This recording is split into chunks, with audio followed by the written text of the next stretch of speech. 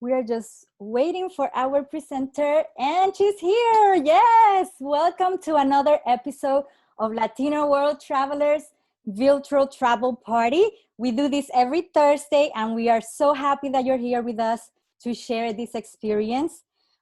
Things to keep in mind for the ones that are in Zoom, you can turn on your cameras and please mute yourselves in the meantime while she's presenting. There will be a Q&A following the presentation. Feel free to use the chat to connect, ask questions. And the people also in Instagram, you can ask the questions at the bottom. At the end, you can unmute yourself and ask the questions yourself, or you could just write it on the chat, whichever you feel comfortable. The replays are gonna be directly available in our YouTube channel as well. And remember, we are here to learn with your curiosity for Wanderlust and have fun. The speakers are here from the kindness of their heart. So today we have with us Miguelina Rodriguez. She's Dr. Miguelina Rodriguez, and she's gonna talk to us about Guatemala, a land of corn of gods and goddesses. So we are so looking forward for her. Thank you for being here. I'm really grateful, and let's take it from here. Thank you, Miguel. Hi everyone. So I'm gonna try to let go myself. I think we're good here where I can speak to both screens. So hi everyone. Hola. I forgot how to say hello in Cachiquel, the indigenous language in Guatemala. So Vanessa, Latino World Travelers, thank you so much for having me. We were just having a conversation about how much we miss traveling at the height of the pandemic and how to get creative. And Vanessa's like, oh my God, why don't you talk about Guatemala? You know, the Western Hemisphere, I think we're going to be relegated to that. And that's not a bad thing when outside opens. A lot of people are shocked when I tell them that I've been to Guatemala twice, how much I love the country, how beautiful it is. A lot of people are just like, why? You know, it's one of those things that I could have said I'm going to a gazillion places and people are like, yeah, Spain.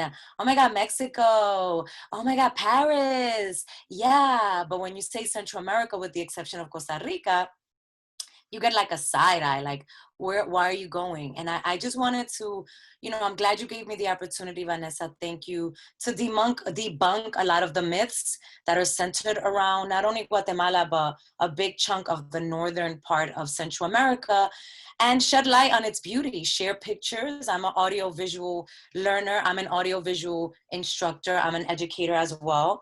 And show pictures and answer questions, tell you about my journey. How the heck did I end up in Guatemala? So quickly, how the heck did I end up in Guatemala? It was a book, The Celestine Prophecy. I don't know if anyone's ever heard of it, but it's a fantastic book. The Celestine Prophecy changed my life. And I was reading it, and in the book, the author goes to Machu Picchu. And I remember being like, whoa, I can't wait to go to Machu Picchu. It's still on my bucket list. And quickly, I remember having a conversation with Jocelyn, one of my former coworkers when I worked in Jersey, raving about how I'm going to Machu Picchu. And she's like, she traveled the world. This woman had traveled the world. And she's like, why would you go there? You need to go to Tikal. I was like, what the hell is that? I've never heard of it. She said, oh, they're the indigenous ruins in Guatemala and Belize. And I was like, what? So this is 2007. So I started doing research and I'm like, wow. In my mind, right, the power of manifestation, I'm like, I'm going to Guatemala, right? And I didn't know how, but I was like, I'm going to Guatemala. And that summer I was telling everybody, you're with by Guatemala? And I'm going to Guatemala. And people will be like, when? I'm like, I don't know. And I remember my friends being like, Miguel, you bugging, right? So a year later, I forget about it, but I'm still like, Guatemala is on my vision board. I get this random, right, email from Rutgers. I was still a graduate student at Rutgers University. They had a community service trip to Guatemala. I don't remember, y'all, this was 2008, but I know it was cheap. It was like too good to be true that I was like, it was like $1,200 flight and stay included for like 9 or 10 days. I was like, ¿cuál el gancho? Like, what's the fucking... So I go to these meetings and it was a community service project. So the point was, the catch was for me, I couldn't take a lot of luggage because one of my responsibilities was bringing computers. And I don't mean a laptop like this. I mean a big ass desktop, like a full monitor with like a tower. Remember those? Yes. a keyboard to Guatemala to corn farmers in the mountains of Guatemala. So I was like, oh my God, I'm trying to recruit my friends. Nobody wants to go. I'm like, y'all, it is $1,200. Like, no, I'm telling you, nadie. Nobody wanted to go. It was the summertime. People were free. And I went by myself. And it was such a magical trip. My first trip, right? Because I've been twice. That's why, Miguel, you cannot wait for friends to travel. Nope. Just go. You Seriously. will meet people there and you will have actually more fun sometimes.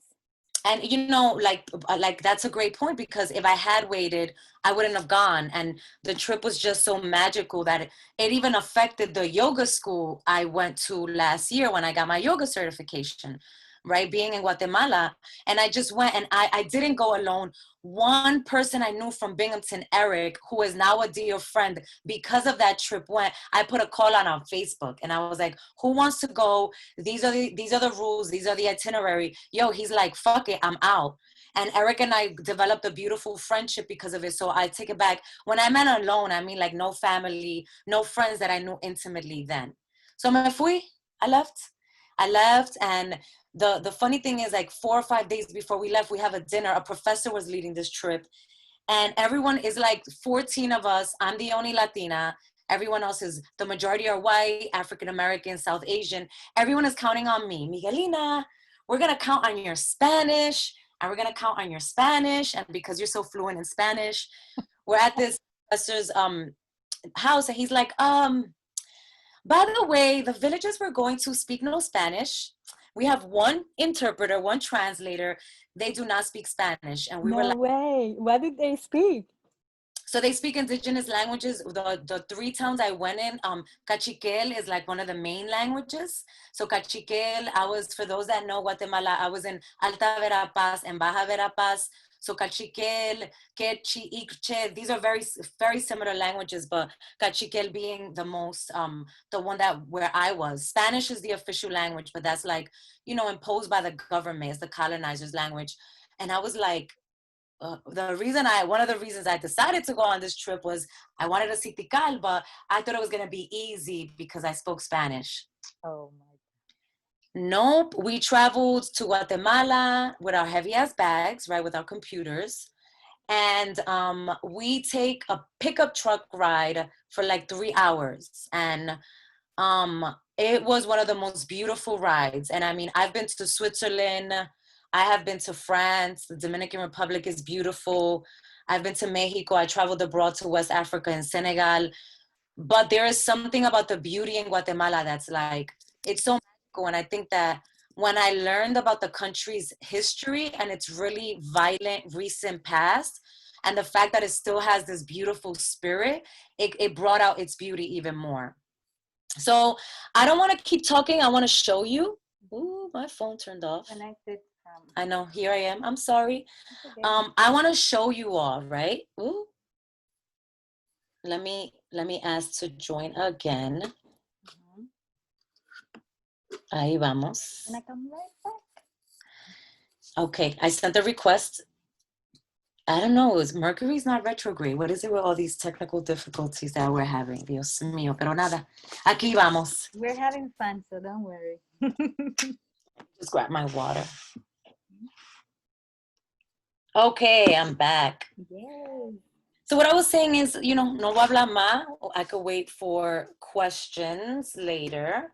I want to show you some pictures, and then I'm going to tell you why I have this t-shirt on.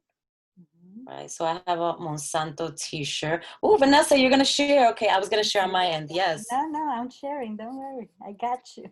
Okay, so let's see. Is my screen being shared already? No, you click at the bottom. Espérate. Yes, so view, open with, preview. So then, where do I go? Me cometo. Just click in the green. Share screen, share screen. Perfect.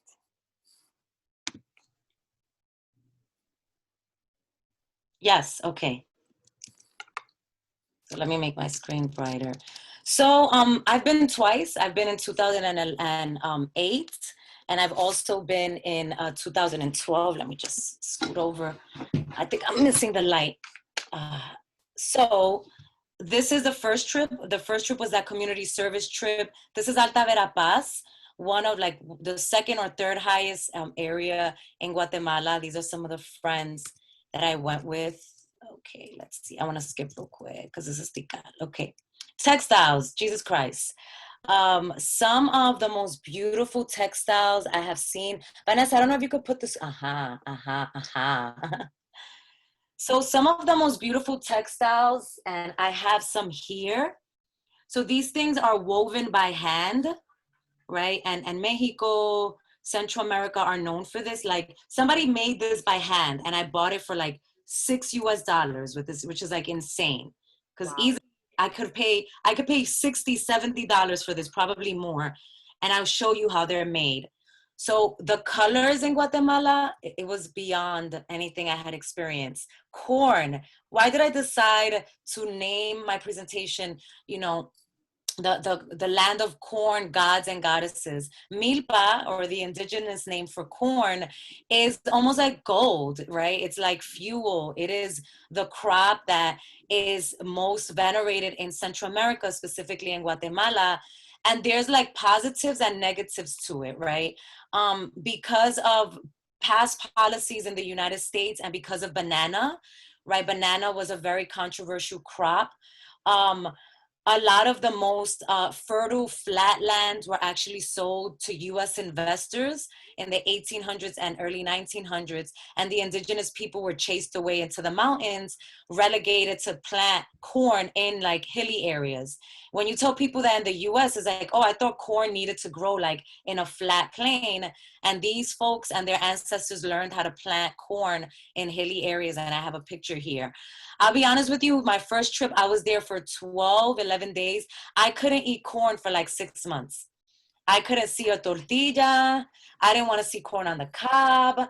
I was like, because I ate so much corn. I was like, we will wake up and the lady of the house, wherever we were staying at, they wake up like at 5 in the morning to make tortillas. Y'all, it'll be a stack of tortillas like this. Well, they're freshly made, I bet. Fresh. So the breakfast usually was like tortillas with like mashed beans, habichuela negra with like a boiled egg. We were in a very like rural, impoverished area, so we got one meal of meat, and we were very mindful because they made it because of us. Y yo que me crié, you know, in Santo Domingo for a little bit, my family were campesinos. I know that when you kill an animal for a guest, it's a very big deal, right? Mm-hmm. So I was very cautious of that. And this is just my young 26-year-old self. Vanessa, you Marie Lane. So young, you look like 15 though. Because I was so skinny, I was young, yeah. So this is me in the background again. Such a beautiful, beautiful country. Is all mountains. I love the mountains, and I think I love it because my family, ellos son del campo, from the mountains, so I love that already.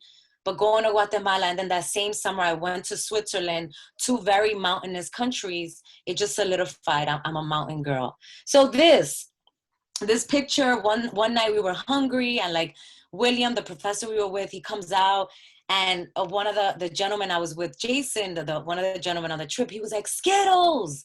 That's not Skittles. What this is. Anybody, if you're looking at either here or on Zoom, do you know what this is?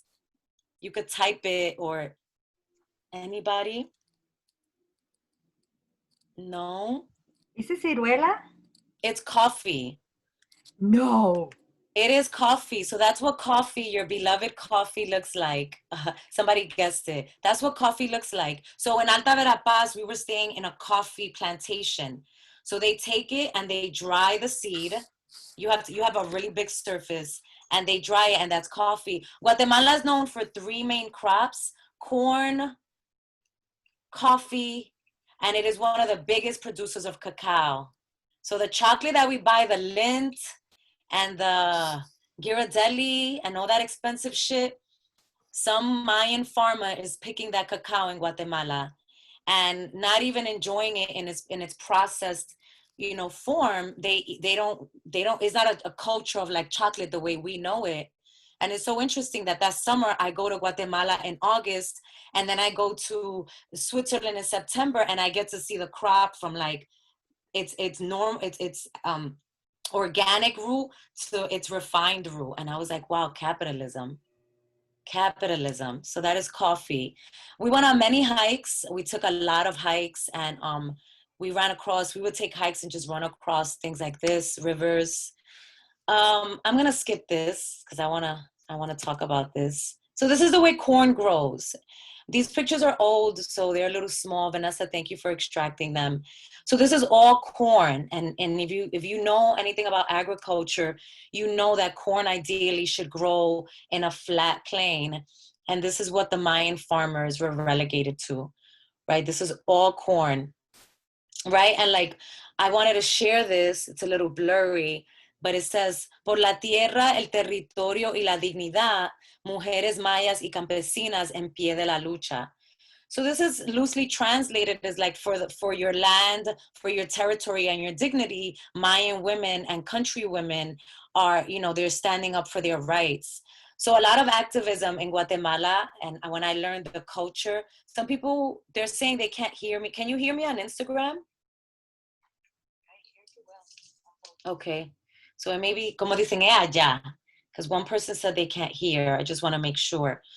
Guatemala has a very rich history of activism, right? And it's because of the United States, right? Their lands were stripped from indigenous farmers starting, as I said, in the late 1800s, early 1900s. I won't get too deep into the politics.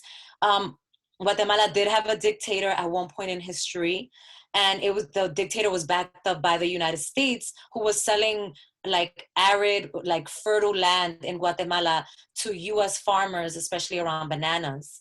And Mayan villages were relegated to the mountains if they weren't killed. And I'll talk about the Civil War very briefly, but it's a country of a lot of activism. More activism. This is a picture in one of the centers we visited. This is a bunch of little kids, Mayan children, so cute, with their fists up.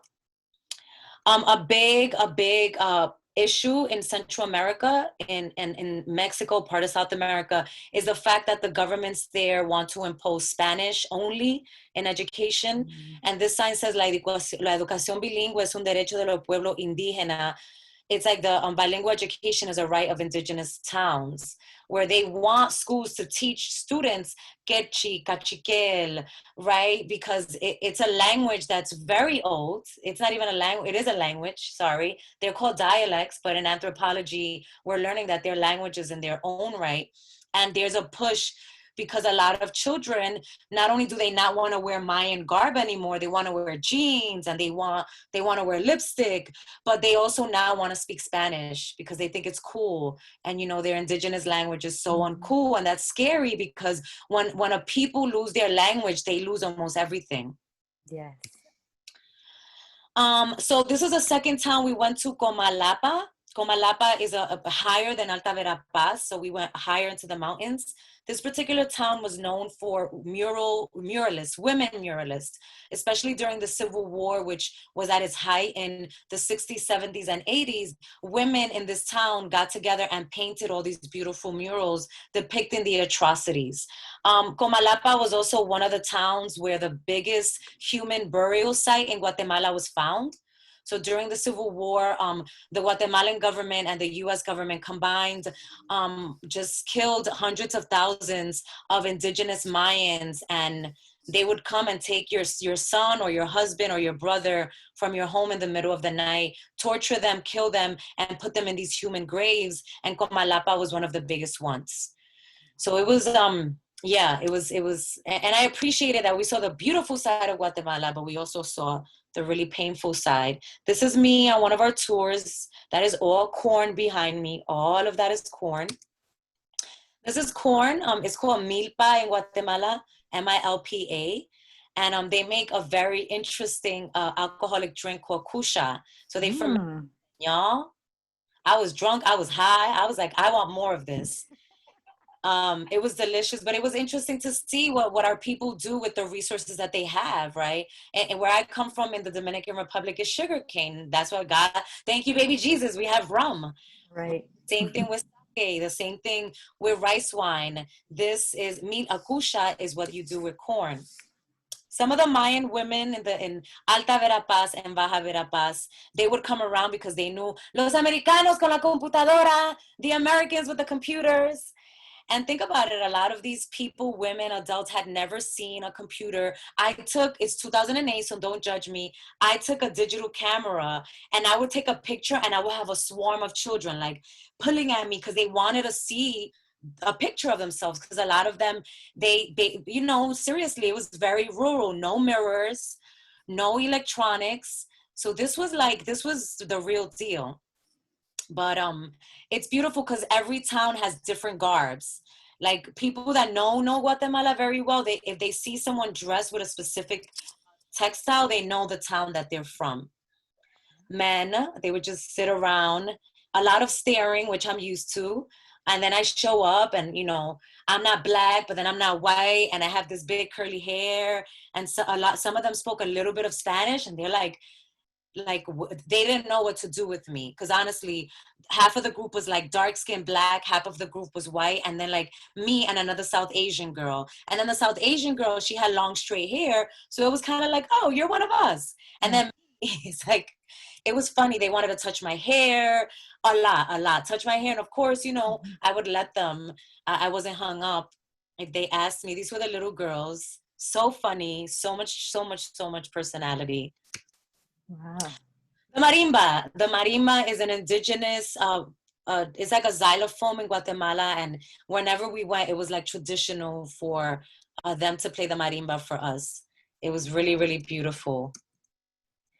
This is in Comalapa. This is a beautiful older indigenous lady. You saw this often, like in DR, like in countries in Africa, seeing them carry heavy stuff on their head. I took a lot of pictures juxtaposing like the indigenous culture with like capitalism. So he was big. Tigo, I believe, was like their calling card company. Or this is kusha. So they made some kusha for us and they were serving it. So it's kept like in this dark covered container. So that's the sister I was telling you, the indigenous, the South Asian girl that people were like, oh, you're kind of one of us. And we would just laugh. So more indigenous kids. I took a lot of picture of kids. I shared this picture because this was one of our many hikes. And it looks like I'm kind of taking the picture with them, but I'm holding on to this little kid for life, because we were like right on a cliff, and they would walk right up to the cliff and look over, and I'm like holding on to them, and they laughed at me a lot. Oh my God. This is a meeting of the minds. So this is mainly women and children. This is me right here. I'm trying to wave the little thing. This is my professor. I'm asking a million questions. This was our kind of cultural broker. She spoke Cachiquel and Spanish, and she was informing them on their land rights. So the trip was also understanding land rights and the role of Monsanto in Guatemala. This is the third town I went to on that trip, Huehuetenango. And I actually have these two pieces of clothing here. That's the sweater I have in this picture, and this is the scarf. I had to buy it while I was in Guatemala because it was fucking cold. And that's the thing about Guatemala. There's so many different climates. Like, Tikal is in the jungle, so it gets hot. It's like tropical. And then Huehuetenango is the highest point in Guatemala, and it is cold. Like it felt like a late October, early November day. And we were like, it was August, and we were like, what the hell is happening? So, and these were part of the people I went on the trip with. This is Eric. He's the one that when I put out the call, he decided to go. We were hiking on the way down, a lot of hiking. I hiked so much, and I'll show you what I hiked in. This was me with all my shit. Like 3 bags right there. And that's what I hiked in. I hiked in Crocs. Yes, they're like habladora. I hiked in Crocs. Wow. I still have the Crocs, not in the same condition. They are not in the same condition, but I bought them for that trip, and I'm so glad because these things like came in handy. more hiking. Wow. This is Guatemala City. I didn't spend much time either trip. I landed there and then I left. It's a typical city in Latin America, very noisy, a little like dirty, a lot of smog, very different from the rest of the country. More Mayan little. Alexis says that that's the Guatemalan White House. It is. That's where the president lives. Yes, thank you. Thank you. That is where the president lives. Thank you for monitoring the chats. Let's see. This is what I traveled with. So I was reading The Alchemist. This was A Lonely Planet, which I didn't really use because we had so many guides. I always do this. I take pictures of the board. This is one of my favorite pictures. This was in Alta Verapaz. And this is the first time I saw blue corn. So that's blue corn that she's making. And you had to see this woman, the way she was making it and flipping it. And I was like, why is it gray? And they were like, oh, it's blue corn. I don't know if I can zoom it in, but yeah, right here, that's the corn. Wow. Right there. Yeah, so I'll try to, let's see, go quicker. More corn, lots and lots of corn. A lot of mountains, like mountains beyond what the eyes could see. This is Alta Verapaz, this town I spent the most time in. The village came to this community center just to see the computers. They would just walk by and look at them and keep going. So this is my the team I was with, installing the computers, teaching them how to use it, teaching them how to use Excel, right? Because it's farming is engineering. You know, you need to know, you need to have your stuff in order. And they were doing this manually. Wow. This is a tuk-tuk. A major form of transportation in like the smaller cities like Comalapa, Antigua, and you just hop on like 50 cents, very bumpy, wear a sports bra. Yeah. Do they call it tuk-tuk there too? It's a tuk-tuk. So maybe it's a global word. I just went to the Philippines last summer, and I don't know, can someone tell me, I forget what they call it in the Philippines. I was like, a tuk-tuk. And they were like, no, it's not a tuk-tuk. Oh, I have no idea. If you know what they call this in the Philippines. This was Comalapa, the town with the muralist. This says, mujer, semilla, fruto, flor, camino pensarás, altamente femenino. So like an ode to women and flowers. Someone said we have tuk-tuks in DR now. Whoa, what? Did you transport yourself by bus, or was it like vans, or how did you travel from city to city? From city to city, it was pickup trucks on this trip. This trip was different, and I'm about to end this leg of the trip. My other trip was shorter. On the second trip, where I went to Antigua and Laguatintlan, I took a public bus. So I took a bus, which a lot of people, I'm the type of traveler, I do everything that people tell you not to do when you travel. They're like, don't eat on the road. I eat on the side of the road. Don't take public transportation. I take public transportation. I mean, I do everything but like hitch a ride with a stranger. But I'm like, yeah. And funny enough, 11 days in Guatemala, you know where I got sick? Eating fucking pizza in Guatemala City. I had a pizza and I got sick. Wow. So I want to shift things a little, kind of get a little bit sad or serious, and then bring the mood back up. So this was in Comalapa. This was the town where one of the biggest human burial sites were found after the Civil War ended in the early 1990s.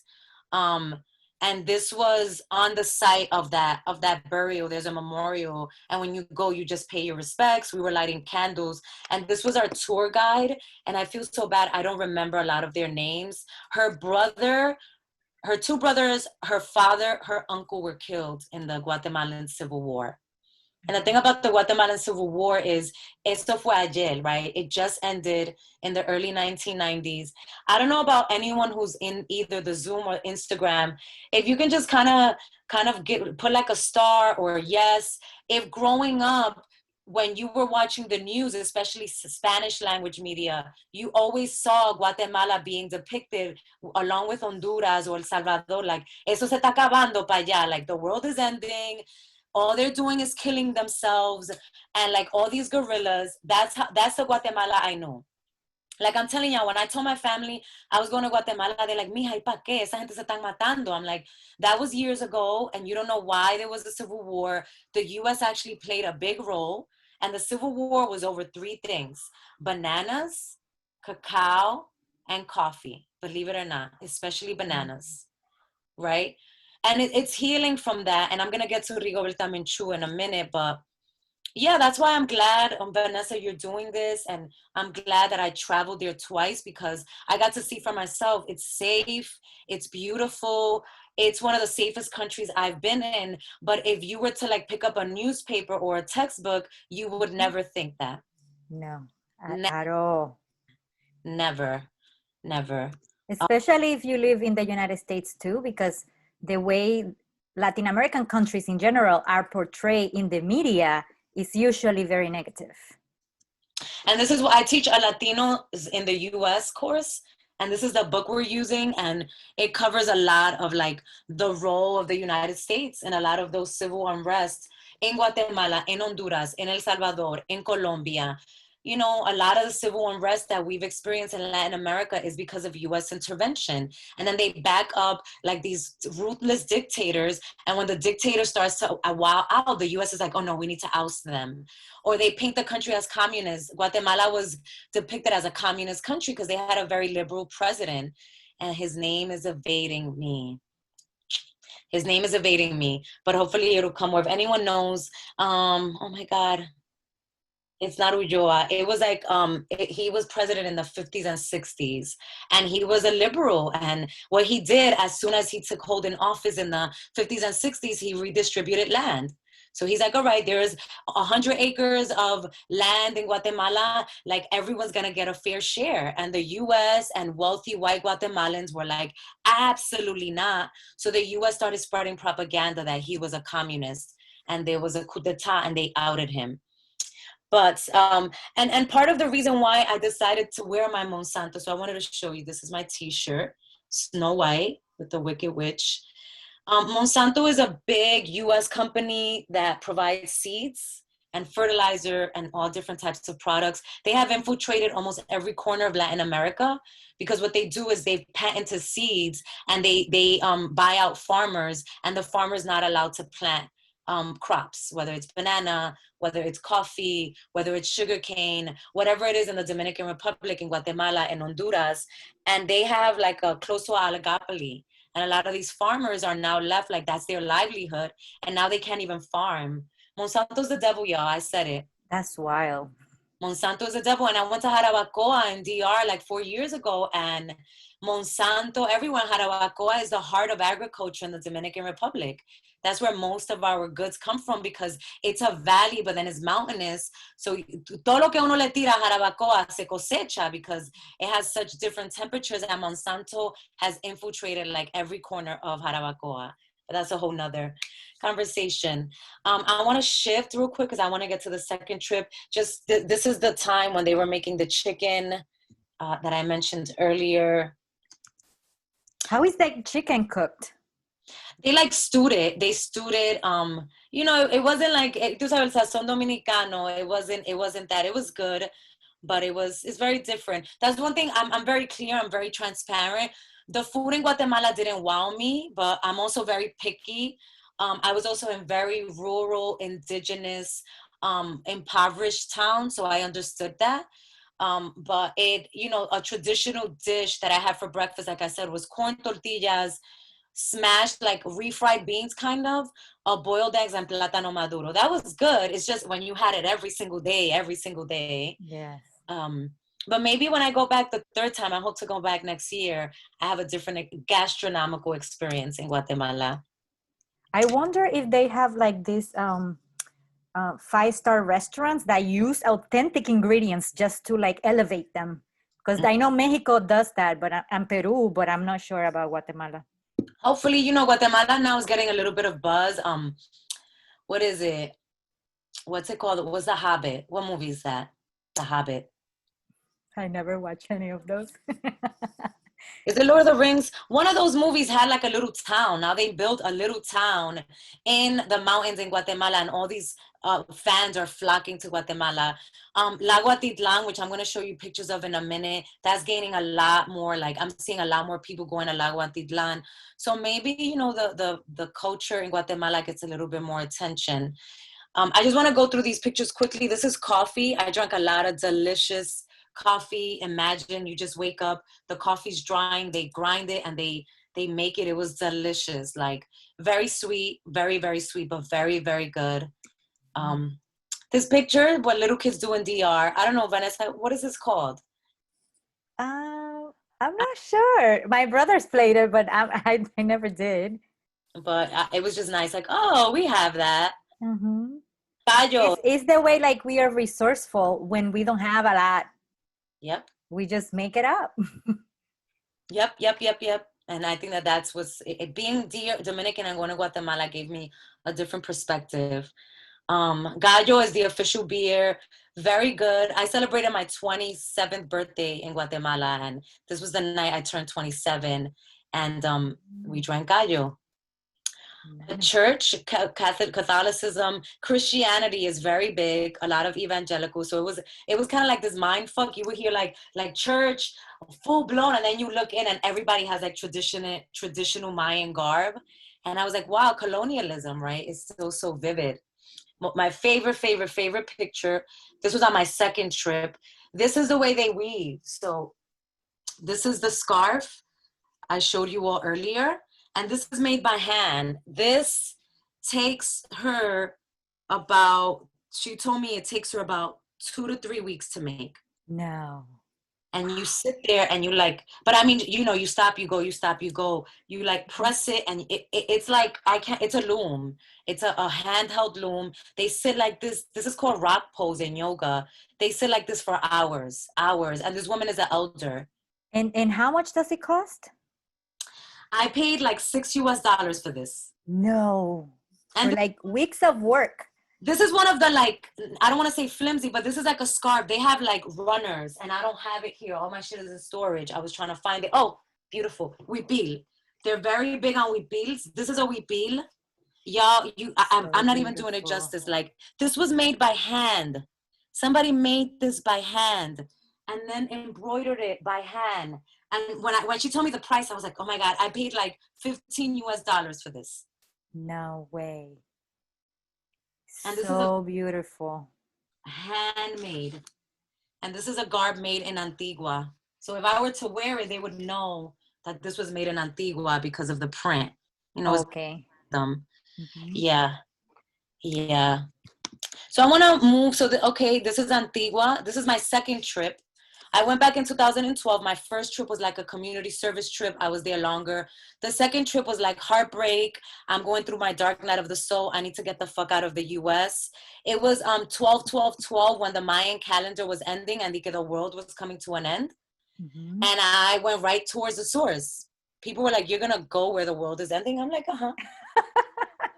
The world as we knew it. It wasn't the end of the world, like per se. So this is Antigua, one of the oldest Spanish towns in after the Dominican Republic in Latin America. Very pretty, very, very pretty.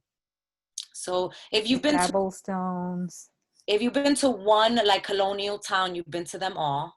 You know, the church, the park, the cobblestone. This is a McDonald's in Antigua, one of the prettiest McDonald's I've been to. And I just have to share just the US. Like I ordered breakfast, and my large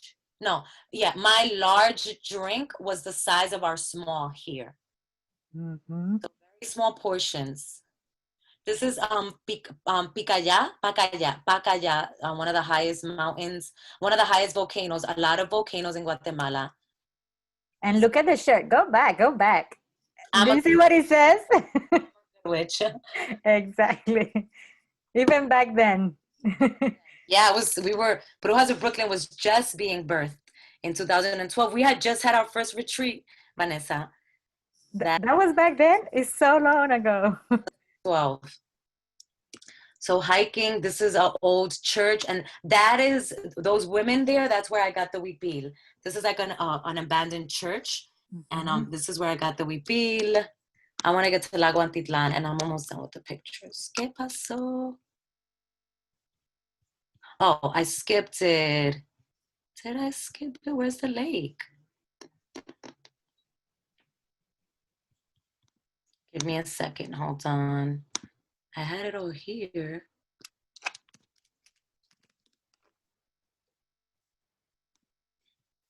Okay, right here. This is it. So this is Lago Antitlan. I'm sorry. I'm not seeing it. What did I do? Let's do this. Let's share screen. Share screen, yes. So this is my second trip. This is Lago Antitlan. This is one of the most beautiful places I have been to in the world. It is the largest lake in Central America. Those are volcanoes. Wow. And yeah, I don't, where is it? ¿Qué está pasando? And where is that lake? That is in Solola. Solola, right here. So this is, yeah, I want to show you. This has to be full screen. So this is Lago Antitlan. Wow. Yeah, it's magical. I was just gonna say the same word. It is magical. Like, this is nothing. I can't even put it into words. It is, it's the largest lake in Central America. It's surrounded by 12 municipalities, and they're each named after the 12 disciples. It is one of the places that people go to learn how to speak Spanish. It's one of the most popular places. Colombia supposedly is the first one, and Solola in Guatemala, and San Pedro specifically, people go because Guatemalan Spanish supposedly is the most neutral one. Like, they have a very, very little accent. There's still an accent. I mean, nothing like Dominican Spanish, but that is Lago Atitlan. Anna said that it looks like a screensaver. It totally does. Absolutely. And I want to show you one more picture. I don't know why my computer's doing this.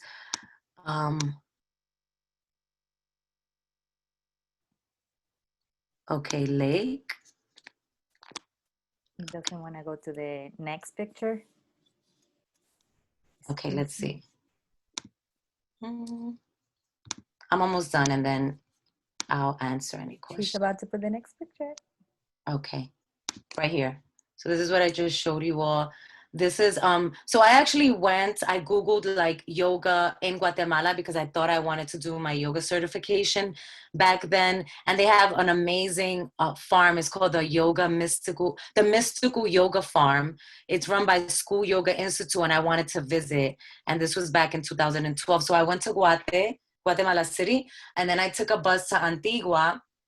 And then from Antigua, I took another bus. I spent 2 days in Antigua. I took another bus to Solola, and then I took a freaking boat to the yoga farm. This is Lago Antitlan. This is a stock photo. I just wanted to show you all what it looks like. Yep. One last thing, because I forgot, Tikal, the main reason I went to Guatemala. Hello, right here. Like, how can I forget? File, open with, okay. Yes, so let me just go here, share my screen, and then the pictures will be over. So, are you seeing this? Yes, this is, I still have that ticket. Anybody else, when you travel, you save knickknacks like this? I still have that ticket. It is the bookmark of my Until Today, the Iñala Vincent book. I still have it. My boyfriend thinks, hi, babe, if you're listening. My boyfriend thinks that I am nuts because I save knickknacks like this, but I love it. And I scrapbook sometimes. But that's my ticket. I felt like this trip, that was 2008. I'm rewinding a little bit because I made it to Tikal. It was very difficult. I almost didn't, but I was like, I need to be in Tikal. You don't understand. I was telling my professor, like, half of the trip went to Antigua, and I was like, well, I'm going to Tikal by myself. And 3 of my male friends that I ended up being friends, making friends, they came with me. I got this t-shirt. I still have this t-shirt. Oh, wow. Tikal is in the northern, northeastern part of Guatemala, bordering Belize. So they share the ruins. It's one of the few ruins in the world that you could still climb on top. Most ruins, they don't let you climb up. I was just in Coba? No. What's the one in Tulum? Chichen Itza? I forget. I was just in Tulum in November last year, and you can't even get near the ruins. Here, you walk up, and it was magical. It was fucking hot. Remember how I told you this is the same trip in Huehuetenango? I don't know, Vanessa, if you could touch the screen. I want them to see my face. I was so over it. I was so hot. I was like, how was I freezing 4 days ago? And right now I'm about to have a heat stroke in the jungle.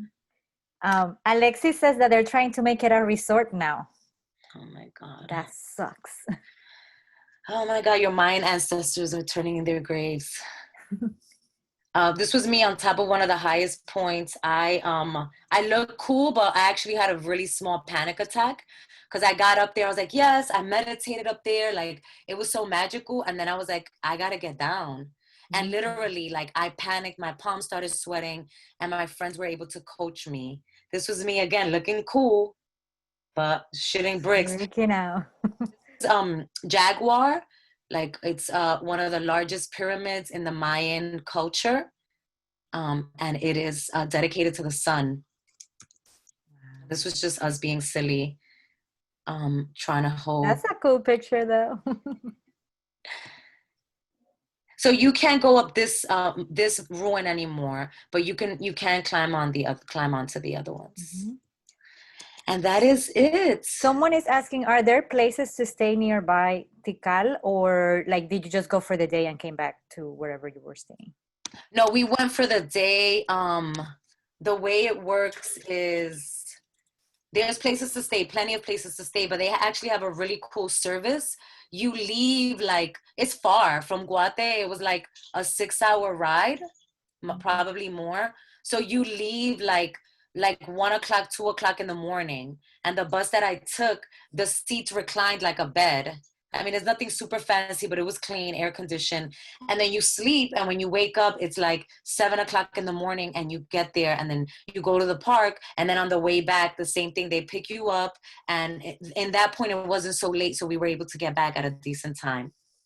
Fantastic. So now we're gonna open it up for questions. So please make sure if you're in Zoom, you can unmute yourself and ask the questions, or you can ask on the chat. And in Instagram, you can just drop it at the bottom in the comment area, because I'm assuming you got a lot of questions. I mean, Guatemala is in the top of my list to go. So one thing, oh my goodness, one thing I didn't mention was the Garifuna people. Jesus.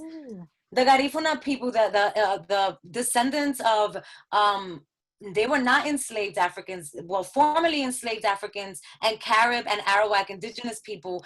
The story goes that a ship was coming from Nigeria, what's today Nigeria, in 1605, and the ship was sinking. And about 200 to 300 freed now Africans made it to the coast of St. Vincent, and they established their relationship. And then 100 years later, in the 1700s, the British and the French fought the what are now Garifuna. It's when the Africans and the Carib and the Arawak indigenous people created, they started procreating, and the indigenous people won, the Garifuna won, but the French and the British were like, you have to leave St. Vincent, you have to go to, what is it called in Honduras? Somebody please help me. The tiny island, it starts with a R, off of Honduras.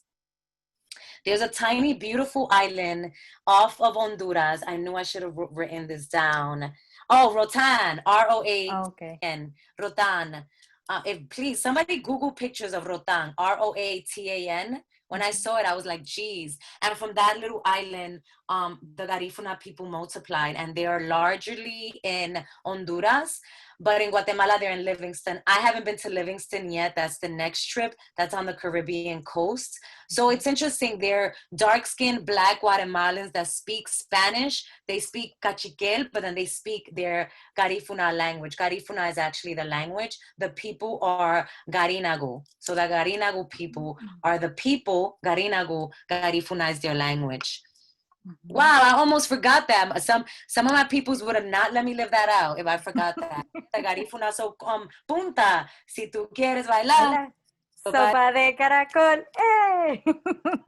Honduran punta song, and I didn't know how controversial it was because all these people were like white looking Hondurans, and people were like, but that is not white Honduran music, that's black music. But yes, there is punta in Guatemala.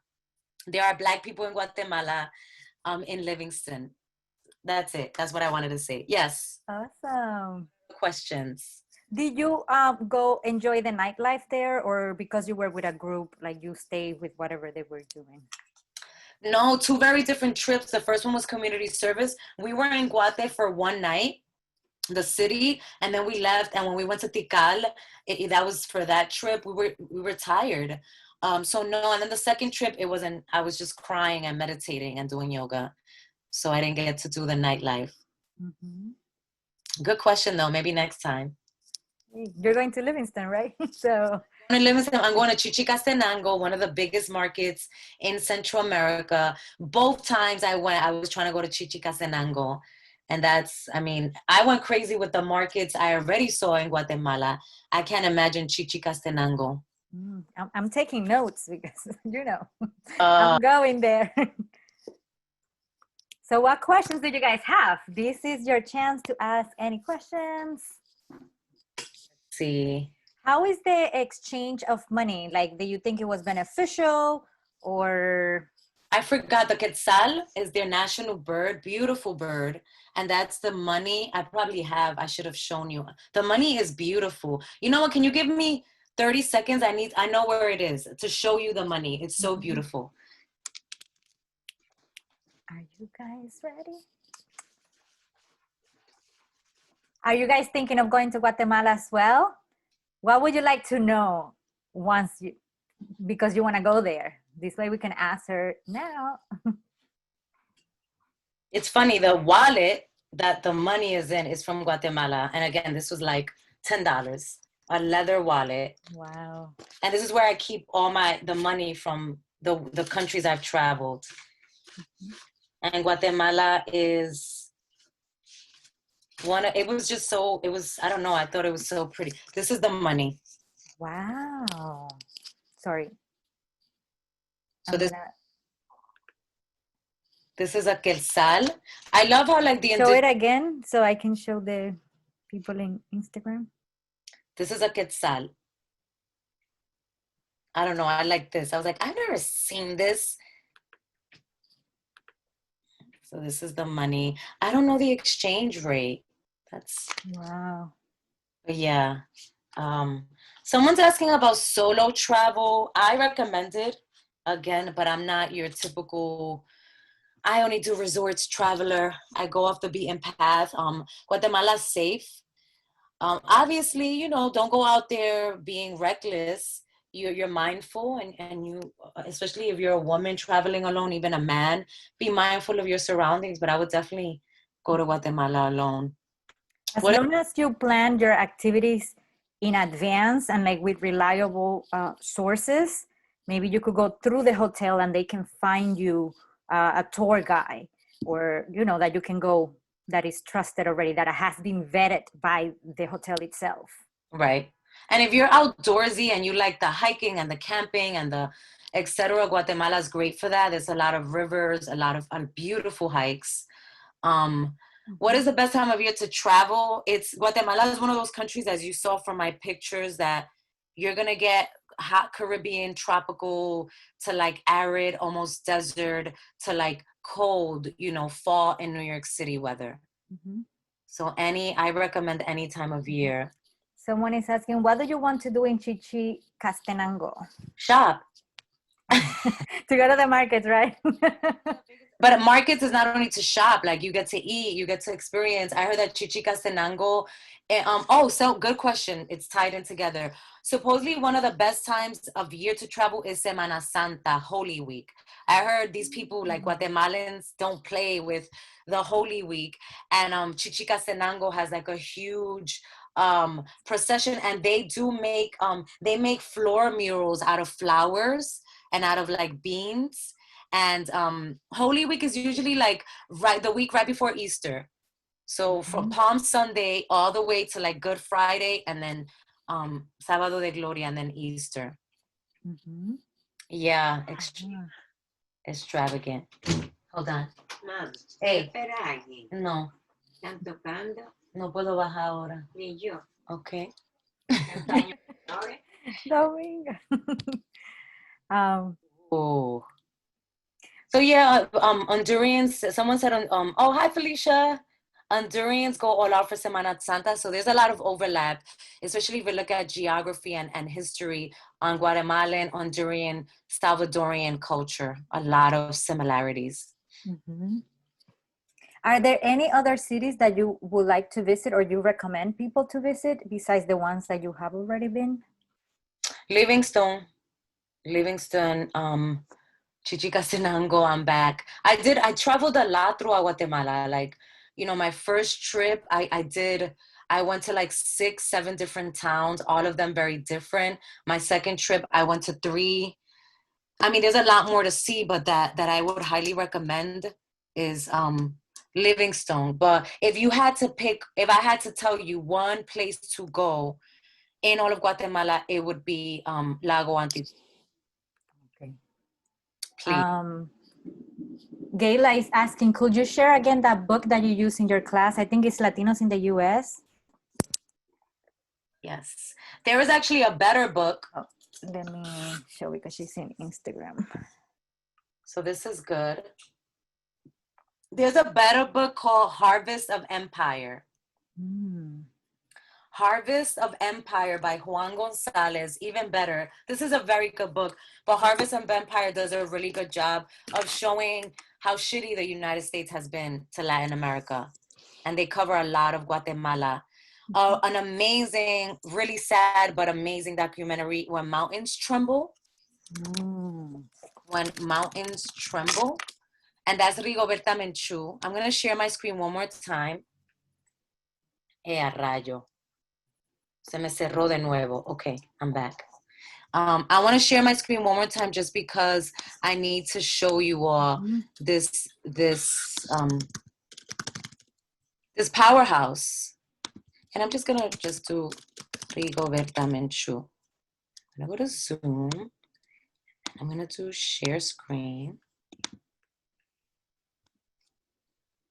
So Rigoberta Menchú, hopefully most of you.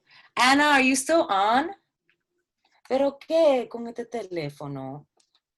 Sorry. Instagram has 2 minutes. Oh, but really? we can stay in Zoom unlimited. Really? Instagram has 2 minutes? Left remaining, yes. Oh, we did a live the other day and it kept going and we were like, oh, and we realized that it doesn't have a cutoff point. Oh, okay. But Rigoberta Menchú, so the perfect way to end, Nobel Peace Prize winner, indigenous pioneer. I was asking like if Anna was on, my roommate, sorority sister, roommate in graduate school. She's the first person I heard talking about Rigoberta Menchú.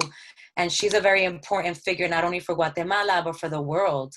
Her entire male family from grandfather, father, brothers, cousins was killed during the Civil War in Guatemala, and she no se quedó callada. She didn't stay shut, and she fought for civil rights, and she is a Nobel Peace Prize winner, and she's the narrator of that documentary, When Mountains Tremble. Harvest of Empire is also, aquí está como viejita. Harvest of Empire is also a documentary. Una caja tuya. Thank you, mommy. Yo creo que la cosa lo bien. Okay. And that is Guatemala. That is beloved, beloved Guatemala. Beautiful, beautiful. Very important book. I, Rigoberta Menchú. This is also a really, really important read. I, Rigoberta Menchú. Speaking of, I should order it. Right. Wow, so many great book suggestions, which we cannot wait to order and start reading. Someone said restart Instagram. I'm not sure. Oh, when it finishes, yes, we could restart Instagram.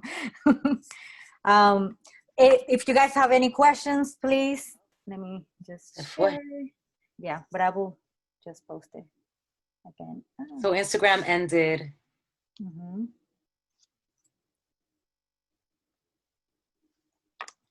Ooh.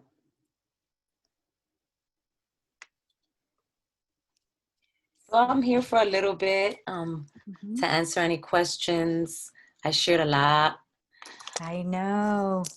Hey, and then learn the politics behind it. I have even more to say. I recommend go to Central America, go to Guatemala, go to Honduras. Absolutely. Definitely. And if you guys don't have any more questions, yes, no, maybe. I just want to thank Miguelina from the bottom of my heart for presenting this wealth of information. And I am so grateful you said yes and that you were here sharing about Guatemala. And I'm so excited to go now. Like, I've always wanted to go, but you know, sometimes we Latinos leave Latin America for last. Yeah. And that's one of the reasons why I created Latino World Travelers, because I want to put Latin America in the forefront of Latinos in their minds, and also to have Latinos traveling. There were many times I was traveling and I didn't see not even one Latino. And I'm like, no, I need to do something about it. And I think that that's very important, you know, the fact that it's important to amplify these countries. You know, the irony is Central America, South America and Central America included, but Central America specifically, like a lot of the stuff that we enjoy, the chocolate, the bananas, the coffee, the clothes, come from that part of the world.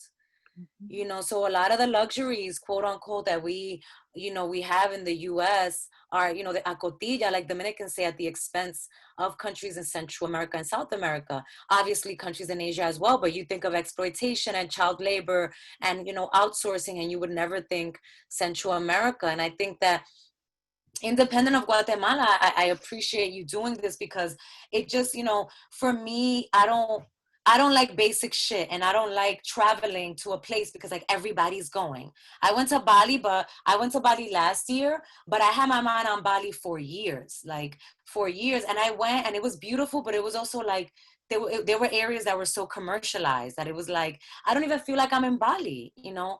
I could be in New Zealand, I could be in Australia right now. And there's so many nooks in the world that you don't have to wait for like a Instagram blogger, or I don't know, like someone to tell you to go because it's cool, just go. Mm-hmm. And I think, but even when you see like those Instagram bloggers, it's very rarely us. mm-hmm. When you look at pictures of things, it's not us. So that's why I wanted to have us represented. So we only showcase and spotlight Latinos who are traveling around the world, making it happen in order to inspire other Latinos that they could also make it happen. Look at you, how you went to Guatemala and then you went back again. So this hopefully sparks some curiosity in someone, and they're like, you know what? I'm gonna go to Guatemala too. Please let me know. Whoever ends up going, DM me, DM the Brujas of Brooklyn. I mean, I'll try to see if I still have connects out there. The Mystical Yoga Farm, I think, is a nice medium where like you get like comforts because people speak English, and there's yoga, there's good vegan food, but it's very rustic. I didn't show you like the little cabins where we're staying, or the outhouse that they have, or the outdoor showers, but it's a beautiful like in between. It's almost like glamping. There's just so much. There's so much to see in the world. There's so much to see in Guatemala.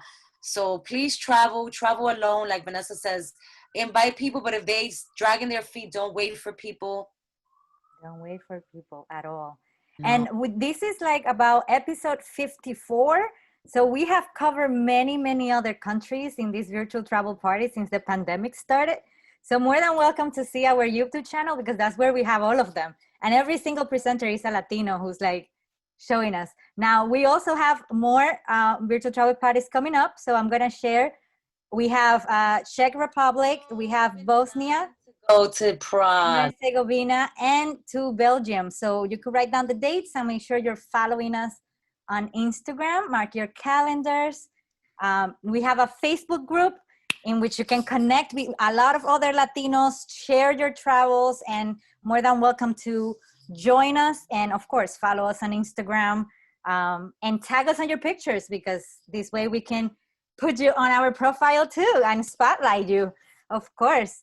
And thank you so much, everyone, for being part of this community. And Miguel, again, for presenting. I'm so excited and happy that you said yes. Of course. And I'll see you guys next time, next Thursday. Everyone, Vanessa, thank you. Y mucha suerte. All the best with your company and your endeavors. And be safe, everyone. Si Dios quiere, como dicen. Gracias.